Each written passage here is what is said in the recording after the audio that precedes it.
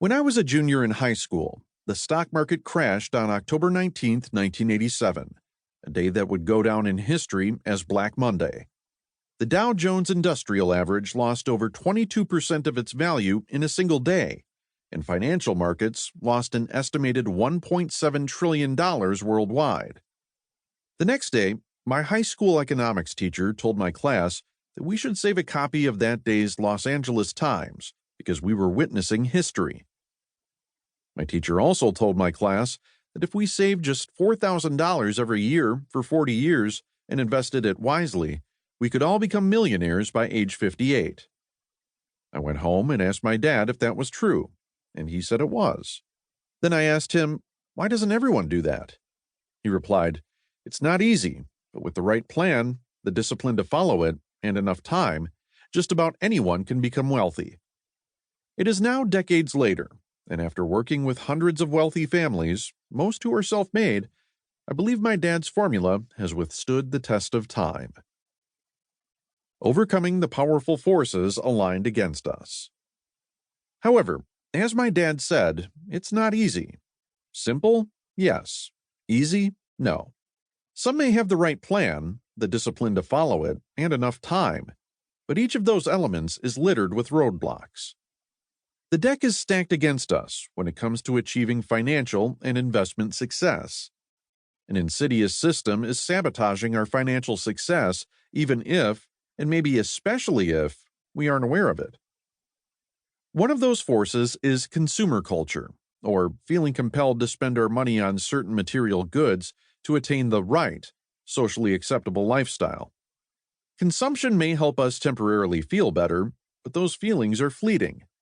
This is closely related to the concept of keeping up with the Joneses, which originated in a comic strip of the same name back in 1913, demonstrating that using your neighbors as a benchmark to acquire more and more material goods is not a new phenomenon. The media and social media are also significant factors.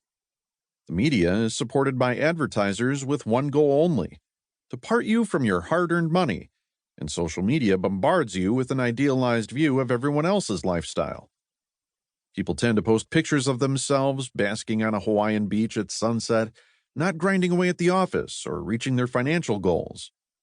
These factors make us want to spend money on shiny stuff for instant gratification instead of focusing on longer-term objectives. If these things aren't challenging enough, we also live in an era when major structural changes are occurring in our retirement system itself. Employers have largely stopped offering pensions, so the burden of retirement savings falls squarely on us. And this is happening in a time when the Social Security system is underfunded and systematically falling behind relative to inflation. Another challenge most of us struggle with is our own self-limiting beliefs. A limiting belief is an idea we think is true, but that constrains us in some way. These are often either handed down from our parents or have developed in our minds without ever being challenged. For example, believing that you have no control over becoming wealthy would likely prevent you from trying to build wealth in the first place. I'm financially successful. Why don't I feel that way? If you have had financial success, but still aren't where you want to be, you may have struggled internally with the issues just mentioned, even if you haven't been able to articulate them. If that's the case, I can assure you that you are not the only one who may be wealthy, yet still feel anxious about your finances. And you're also not alone if you haven't understood how the forces I described have been holding you back, or why you feel stuck while others around you appear to be racing ahead. The good news is that you can overcome these challenges with the right knowledge, mindset, and skill set. Working with hundreds of families who have built their wealth gradually has taught me the rules for reaching financial security, but over time, I realized something was still missing. I struggled with seeing objectively wealthy clients who still felt poor, and I've experienced some of the same feelings myself.